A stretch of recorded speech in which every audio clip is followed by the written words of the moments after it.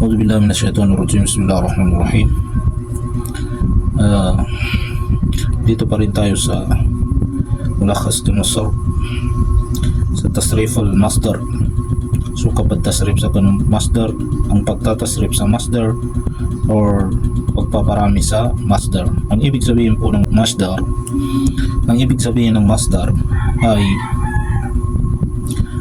reference or reference, kui or pagbanggit siya sa Maguindanao na maya. So kuyabitan nanto atau kasugad sa Bitiala ay na masdaran niya na yata pa pembuatan na niya bas gani na siya sa mafulun mutlak na lubos sa kaning katawan sa kanong kabagi arawon i masdar sa kani. Okay, ang masdar minsan siya ay lumalabas na maf'ulun mutlaq at malalaman mo lang siya na siya ay masdar kapag ang sentence ay iniarab mo na siya or ifinaliwanag mo na. Linagay pa rin natin ang mufrad musannad siya para malaman natin ang masdar dito ay mayroon siyang mufrad, mayroon naman siyang musanna at mayroon pa rin siyang jam. Okay, waznun mawzun, di na natin yan ifaliwanag dahil ilang beses na natin na ifaliwanag itong ibig sabihin ng waznun at mawzun. Ang waznun ay ito, fa'lan, ang mawzun katban, nasran. Okay, dito tayo sa masdar. Ang fa'lan, ang kanyang madi ay fa'ala at ang kanyang mudari naman ay yaf'ulu. Kaya ito ang kanilang masdar. At ang kanilang amr ay uf'ul. Kaya dito tayo sa masdar nila. Fa'lan sa Maguindanao na may kapanggabag atau ka gabag. Dirayata ta pagkapag-usal yan sa kanong masdar na nato yawjo na kapapagunyo na maya ka kapanggabag.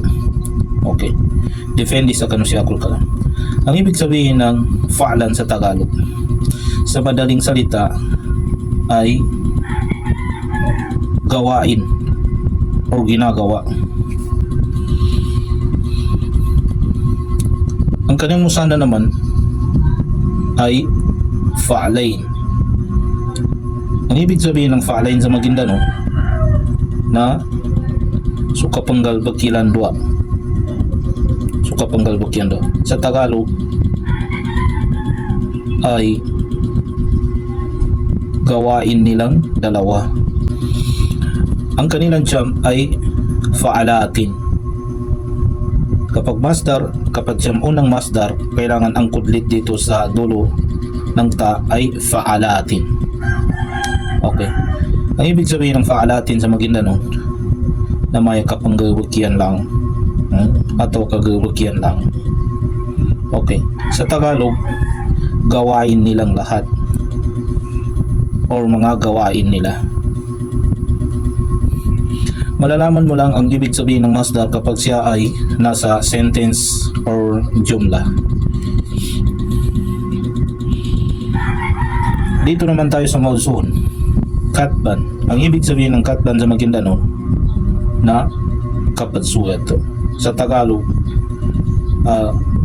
sulat. Katbain sa Maguindanao na may kapagsulat yan doon. Sa Tagalog, ang katbain ay sulat nilang dalawa or pagsusulat nilang dalawa. Ang kanilang jam'un ay katabatin kapag sulat ilan yang.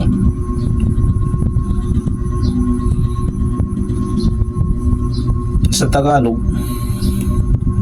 sulat nilang lahat. Sulat nilang lahat. Okay, dito tayo sa Nasran. Ang ibig sabihin ng Nasran sa Maguindanao, amaya kapag tabang. Atawa ka, tabang.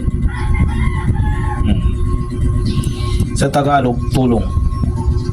Nasrain sa Maguindanao, namaya kapag tabang nilang dua. Sa Tagalog, tulong nilang dalawa.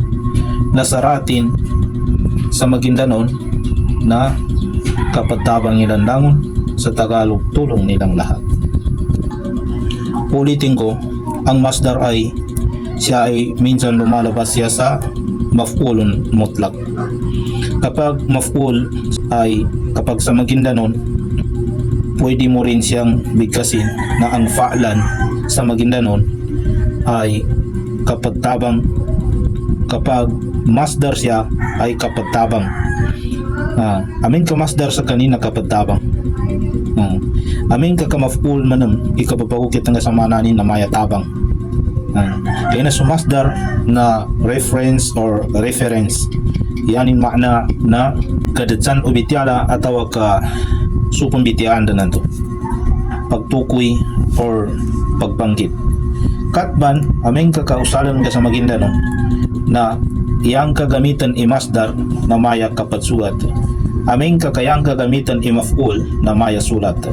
Okay, Nasran aming kakausalan ng ka sa Maguindanao na maya gapake ni maya tabang, aming kaka masdar sa kayo na kapatabang, aming kaka maf'ul na tabang atau kasabag.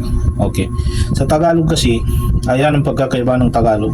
Minsan kasi ang mga lumalabas na lingwahe sa Maguindanao ay minsan sa Tagalog isang salita lang, at sa Maguindanao ay ilang salita ang lumalabas sa isang salita sa Tagalog.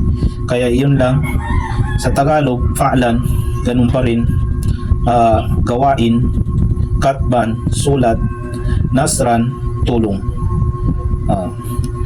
Inshallah kayo na lang bahala magparami nitong lingwahe dito. Ang importante na i-explain ko sa inyo, na ipaliwanag ko sa inyo na ito ay masdar. Okay, may konting paliwanag naman dito. Ang masdar, kapag lumalabas ang masdar na fa'lun or fi'lun, huwag natin silang pagsabihan na hindi ganyan ang masdar, dahil kasi minsan ang fi'lun sulasi, ang lumalabas na masdar ay ganito, fa'lan or fi'lun. Minsan nasran ang lumalabas na masdar. Minsan naman kapag katban ay kitabatan. Pero itong tatlong masdar na ito na linagay ko sa baba, may pag-uusapan tayo dyan. Kasi minsan kasi lumalabas ang fa'lun sa mga ibang af'al, at nasrun lumalabas din siya sa mga ibang af'al. Kitabatan lumalabas din siya sa ibang af'al. Ang ibinigay natin dito na masdar ay masdar ng sulasi na pinakarahan natin na ang kanyang madi ay fa'ala at kanyang mudari ay yaf'ulu at kanyang amr ay uf'il. Shukran. Salam.